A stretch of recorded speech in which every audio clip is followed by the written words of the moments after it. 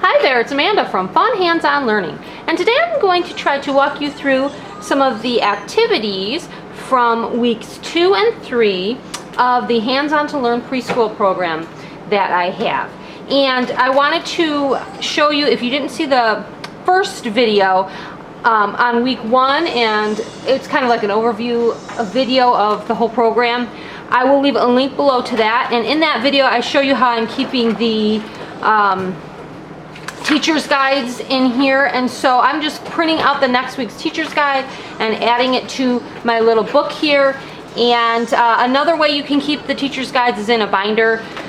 So either in a book like this or in a binder is a great way to keep them. Okay, so let's get into the activities, because there are a lot of things, and I probably won't be able to show you everything, but I'm going to show you as much as I can. All right, so we're going to talk about the numbers activities that I have first. And so for week 2 is the number 2, and then I'm going to show you for week 3 is the number 3. Okay, so for week 2 and the number 2, I have an activity center here, and I did not print out all of my labels yet, and I haven't cut everything out yet. But I have enough done that I can show you what we're going to do. So this activity center is all of the number 2, and it's practicing number identification and counting the number. So it's going to practice identifying the number 2, the written number 2, or we could call it the numeral 2. And it's also going to be practicing counting to the number 2. All right, so I printed out a few of the cards. Now there are more cards, and I'll show you here that I shouldn't say printed out, I cut them out. I laminated all the rest of the cards, so it comes with a lot of cards. I haven't cut them out yet, but here's how it works is you decide what you're going to work with. So what do you want the students to practice? Do you want them to practice the numeral and recognizing the numeral 2, or do you want them to practice recognizing counting to 2? So what I am going to do first is the numeral 2. So you would give them all the numeral cards. Now I only have 4 of them cut out here, but there are lots of them. And what they're going to do is they're going to sort through. And if they find one that is a number 2, they're going to place it on their mat. This is the race car mat. And so here I have number 9. That's not a number 2, so I'm going to set that aside. Here is a number 2, so they place it right there on their mat. And they just keep going. If they find a number 2, they keep placing them on the mat until all their cards are gone. And then another thing you can have them do is, as they're practicing what a 2 looks like, you can give them a little race car, and they can practice how the number 2 is formed. It's a curve and then a line. So that's kind of fun. And then you can also have them, or that's what I would do for the number 2. Then when you're doing the cards, so what you do is the same thing, except for they're going to go through and they're just going to find the cards that have 2 cars. So they're going to, again, I don't have all of the cards printed out, but what they do is they place it on their mat if it has 2 cards. Now this has 1, 2, 3, 4, so they're not going to place that one. This one has 1, 2, so they're going to place that on their mat. This one has 1, 2, they're going to place that on their mat. This one does not, has many more, has 9. And then this one has 2, so we're going to place it on the mat. So they go through all their cards, and then what I would do for this one is you could give them cars to count out the number 2, or you can give them a manipulative like some Play-Doh or something, and they can make 2 little balls for 2 wheels and count out 2, just like that. So you're practicing the counting to 2. And then also another thing you could do is you could teach them Touchpoint. So you could say we're going to put 1 dot on the beginning of our 2 and 1 dot on the end of our 2. There's 2.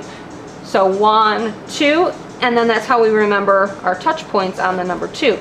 So that's actually starting something that I do with my pre-K kindergarten kids, is we do touch points. But it's just a fun way to get them to start practicing counting to that number. Okay, so some of the other things that we have for the number 2 is tracing strips. Obviously mine are laminated, so I would have them use some dry erase markers. I have a couple of different fine motor skills for the number 2 this week. We also have counting out objects to the number 2, so you can use any kind of manipulatives you have for this activity. This is actually a fluency activity. So some manipulatives I enjoy using with little ones, since this curriculum is for preschool, kids that are 2 and 3 years old, I save the little caps to the squeezable food jars or food containers, and so we use those as manipulatives so they can count out 2. So here it shows them a representation of 2. There are 2 seeds on the apple, and then they would count out 1, 2. There are 2 dots on the acorn. 1, 2. There are 2 dots on the pie. 1, 2. So they're just practicing counting out 2. And again, you can use any kind of manipulatives you have. I just decided to use those to show you an example. Okay, this one is making the number 2 with dough. So they would take out their dough and they would roll it into like a snake. And of course they would make the number 2. This is a fine motor skill, practicing how the number 2 is formed and that kind of thing. So they would continue on and finish making their number 2 with that. And then of course I have the number introduction and memory page. So for each number there's an introduction where you hold up the poster and you introduce them to the number 2, and they can count it out, and they can even use manipulatives to count out 1, 2, and so on. This one is the name, value, and fluency page. So they're going to touch each box, say the number, name, and then count the value. Color the smile each time they complete the page. So they can do it 3 times so that they can color in 3 different smiley faces. And that's the reason they do it over and over again, is for fluency, because our brains remember things the more we do it. And so they're just going to touch, they're going to say 2 seeds, 2, 2, 2, 2 dots, 2 seeds, 2, 2, and then they can color in a smiley face because they did it. So the more their brain sees what the number 2 looks like, and the more they see the quantity 2, they will remember it. Okay, so that is what we use that for.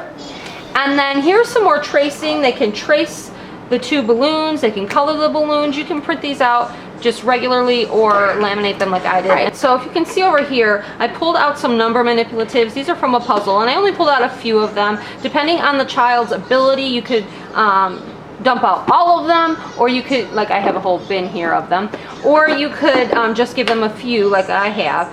And then after they have traced their 2 balloons, okay, then you can give them the numbers and say, can you find the number 2? And they have to look through their puzzle pieces, find the number 2, and place it over the number 2 for 2 balloons.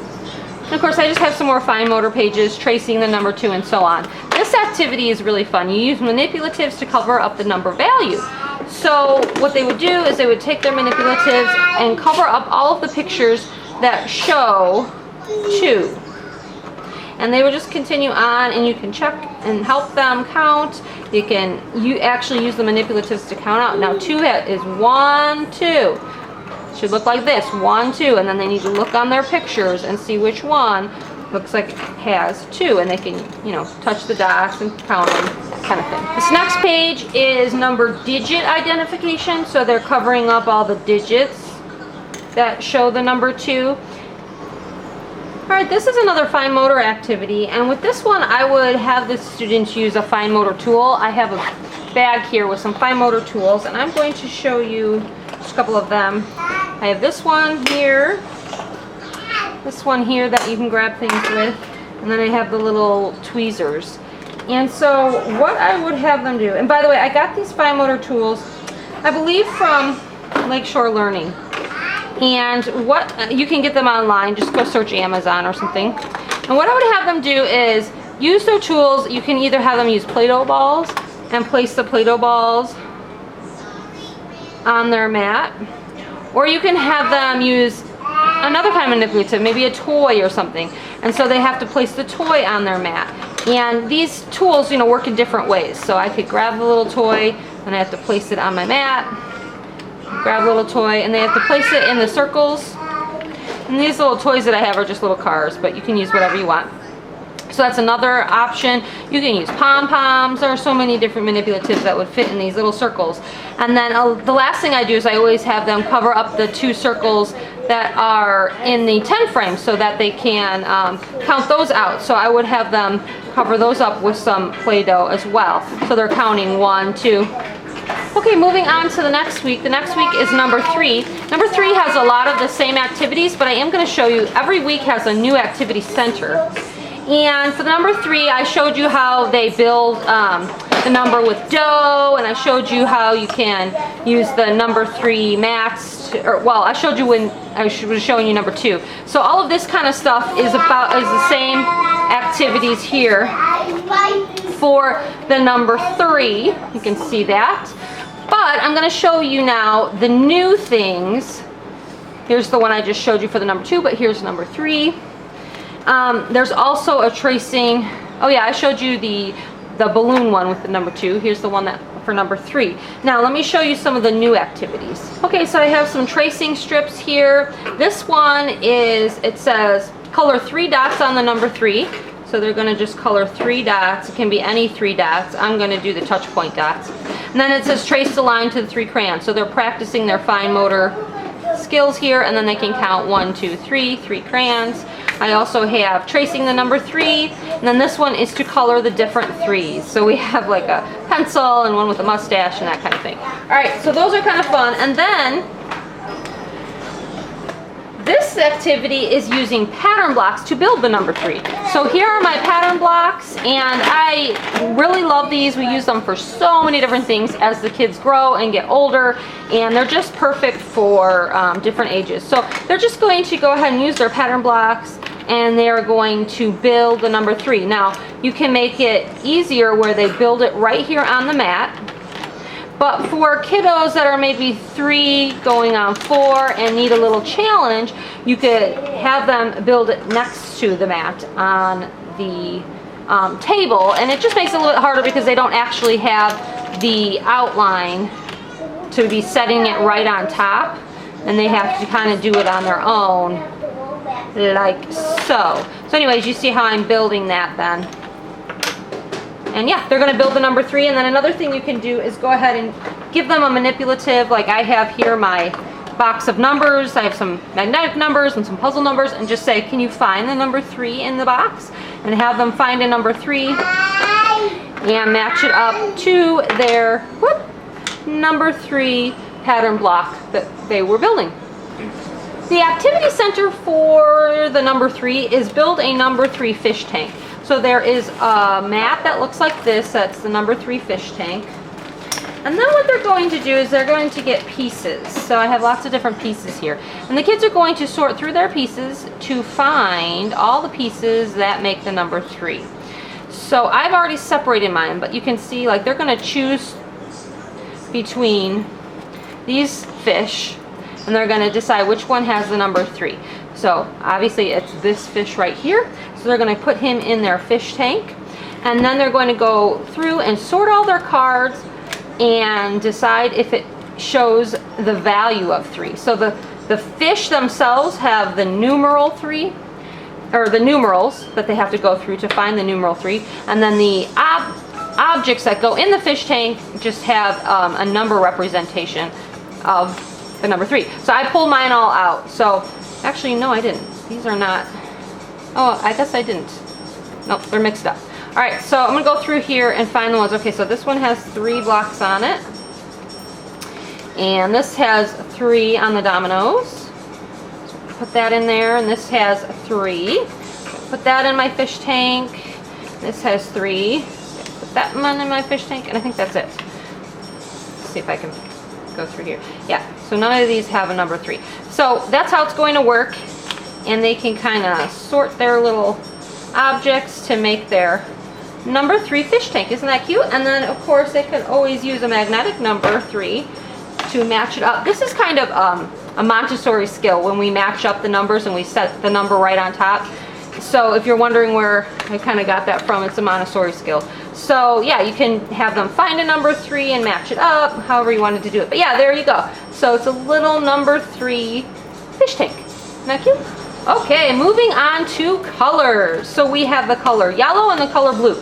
The color blue, I think, is for week 2, and then the color yellow is for week 3. And let me just kind of show you what we have and go from there. So for the colors, each color, each week we have color strips that the kids can work on. Like this one says, trace the color yellow pictures and then color the pictures yellow. So I would provide them with a yellow marker, which I don't have one in here, but I do have one.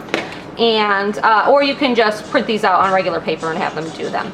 So I have those, and I love that it does provide the tracing. So it's another practice for fine motor. Okay, then we have the strips. So here I'm going to show you from both weeks. Let's move that out of the way. So week 2 you would do the blue strips, and week 3 you would do the yellow strips. And what you do is you give them some sort of manipulatives, and then they have to match them up. So let me see what I have here. Okay, so I have these ones. They don't have anything yellow in them, but you would need something. I don't know how to use my shapes. I have yellow in there. Okay, so maybe we would use our shapes, and then they have to go through and just match it up. So find a yellow piece. I'm going to find a blue piece. A blue piece, and now as they're matching it up, I'm not doing it very well, but they should be saying the color and what the object is on the mat here. So here I have yellow cheese. Cheese is yellow. A chick is yellow. A pencil is yellow, and then they set their object on there. So as they're setting the blue objects on there, they're going to say a bluebird is blue. Blueberries are blue. Jeans are blue. Okay. Everything, but we have like the yellow poster for introducing the color. We have the color Fluency. We have this activity that I showed you like I had for the number 2, but this one's for yellow. So you'd use yellow manipulatives, and you would go ahead and cover up the ones that are yellow. So just like this. You can provide the student with any kind of yellow manipulative you have. I didn't pull out a whole lot of things today for the video, but there you go. And so the kids would cover up just the ones that are yellow. Get the idea. There's some coloring pages, and now I'm going to get into the activity center. Okay, friends, the activity center for the color yellow is yellow puzzles, and I have not cut them all out, but I'm going to show you the ones that I have cut out. All right, there are 3 different types of puzzles for this week. One type are yellow pencils that they have to just match up with the word yellow. There's 2 examples, and then I just have some more that I need to cut out. And then you can talk about the different pictures. The sun is yellow. And here a crayon is yellow, and then we have a yellow apple. Paint can be yellow. The moon is yellow. Stars are yellow. Lemons are yellow. Ducks are yellow. So as they're putting the puzzles together, you can talk about all the different things, all the different pictures, and what can be yellow. Another example of some color pictures. I haven't cut those ones out yet, so I'll show you the ones I cut out. All right, so what they are going to do is they're going to just match up the puzzles, and then you can talk about what the objects are. So a banana can be yellow, and a chip can be yellow, and then I need to cut these ones out, and here's some more examples.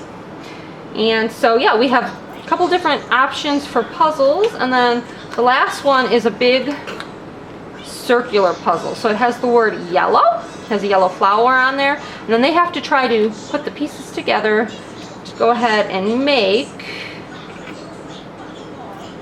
all the yellow objects come together. And this puzzle actually uses real pictures. So we have a real picture of a flower, a real banana, real lemons, and a real duck.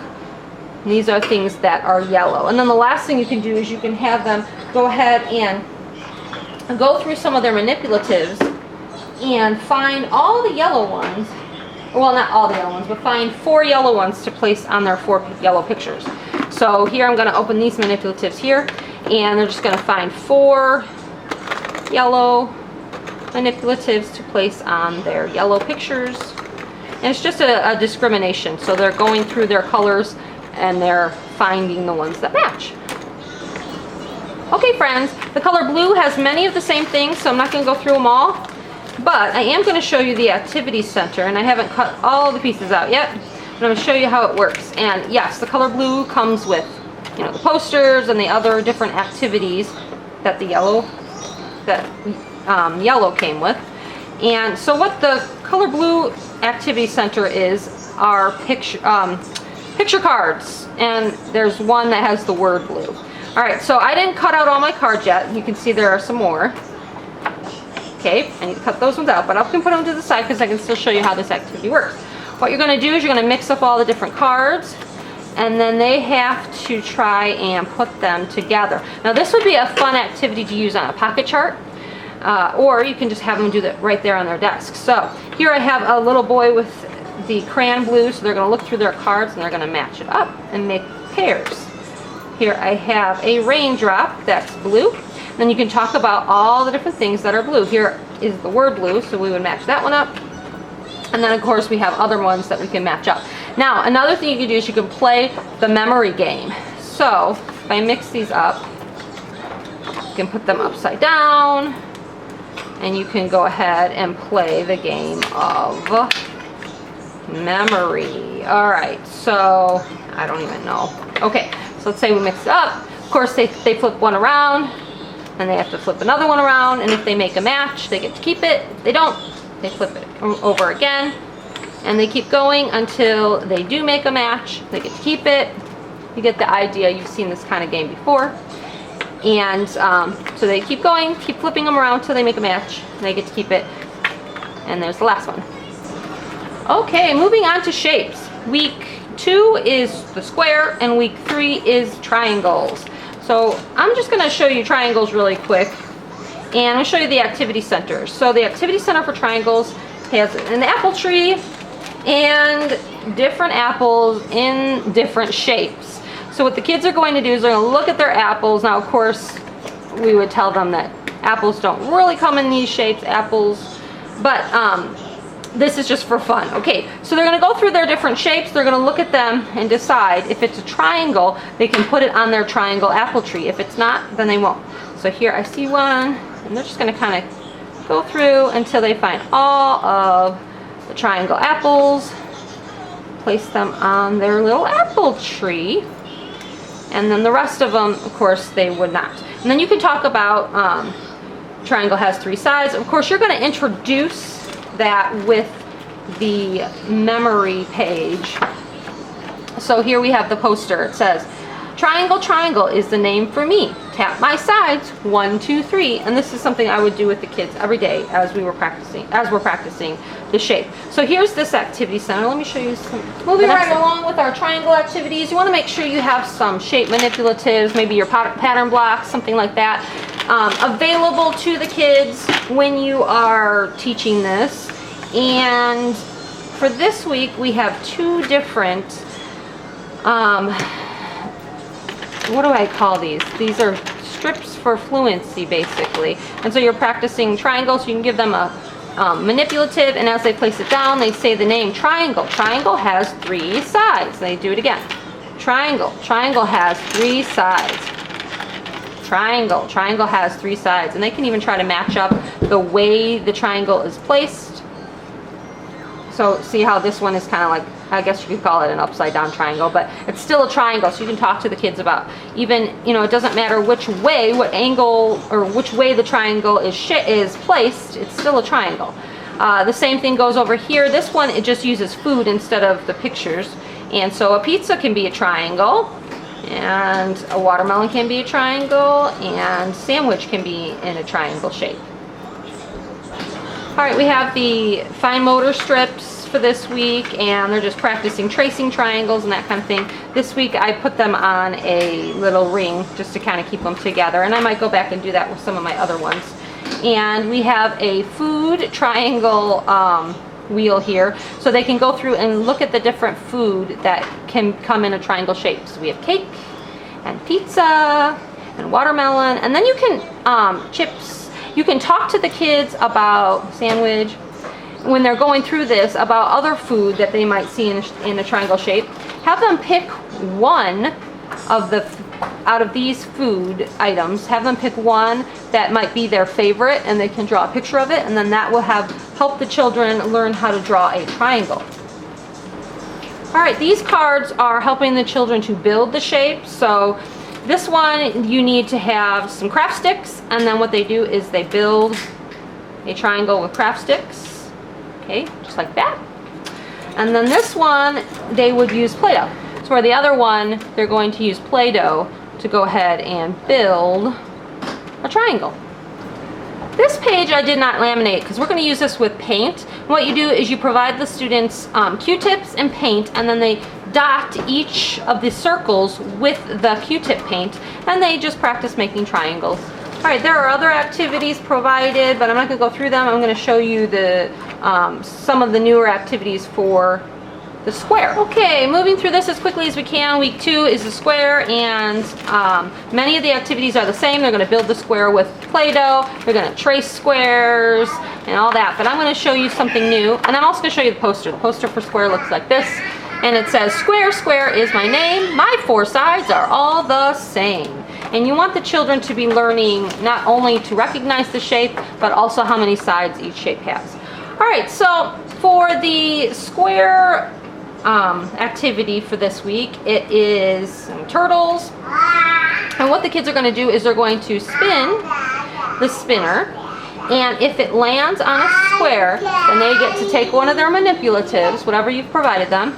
It needs to be a square manipulative. And they get to place it on one, they have to find a square turtle to place it on. And they're going to spin again. If it lands on, let's say it landed on the triangle, it's not a square, so then they spin again. And they're just going to keep spinning until they get all of their, so it landed on triangle, so I get to find another triangle to place, or landed on a triangle. Why am I saying triangle? Square. Landed on a square, so I get to find another square turtle to place it on. And they're just going to keep spinning until they have covered up all of the square turtles with a square manipulative. All right, most of the other activities for the square I have in here are a lot like the ones that I showed you for triangles. So this is the last shape activity I'm going to show you. So for this activity, students are going to use their fine motor tools, and they're going to place objects, whatever objects you want them to place, on the dots on their mat. So I'm going to I would have them probably use the little squares, since we're doing a square. They have to pick it up and place it on their mat. Last but certainly not least, we're going to talk a little bit about the alphabet activities that we have for week 2. I only have week 2 here. I do not have week 3's things done yet, but I can walk you through week 2. Okay, so for each week, there are posters that you use to introduce the letter, and you practice. I says it in igloo. I says it. And week 2, you practice the letters I, O, and U. So I have those posters in here. And then one of the activities is building the letter with your shapes.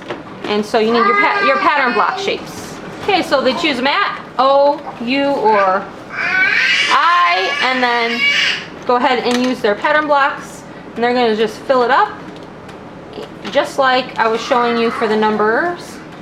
The number 3, I believe, I was showing you. And they would go ahead and make their capital O and their lowercase o, and then of course they can do it for U and I as well. Okay, so matching, here's I, O, and U, and so it provides them with the capital, and then they have to find the lowercase letters. Now you can have them use manipulatives to just cover them up, or if you have enough magnetic letters, like I have here, a set of magnetic letters, my kids mixed them up, then what you can do is you can have them take the lowercase i's and cover up all of the lowercase i's on their mat, just like this. And they would just keep going until they've covered them up. But if you don't have enough of those, then again, yeah, you can use a manipulative and have them cover up, find all the lowercase i's that match this capital I, and cover them up, just like so. Alright, these ones are letter identification, so it gives them the capital and the lowercase, and then they just have to cover up all the capitals and the lowercase on their mat. So for this, again, I would use some sort of manipulative and just have them go through and try to find all the capital and lowercase U's for this map, just like I'm doing here. So for this activity, it's just like what I was showing you with shapes, where you would use a fine motor tool and you would fill in your mat, fill in all the circles with you know, some sort of, I don't know, manipulative that you have. So if you have your Play-Doh like I was showing you, they would go ahead and fill them up. And of course they can use their fine motor tools to do so and place them on the mat. So we have I, O, and U to that as well. And of course in each of these mats, I provide a picture clue in the corner that shows you, so O is for ostrich, and I is for igloo, and then U is for umbrella.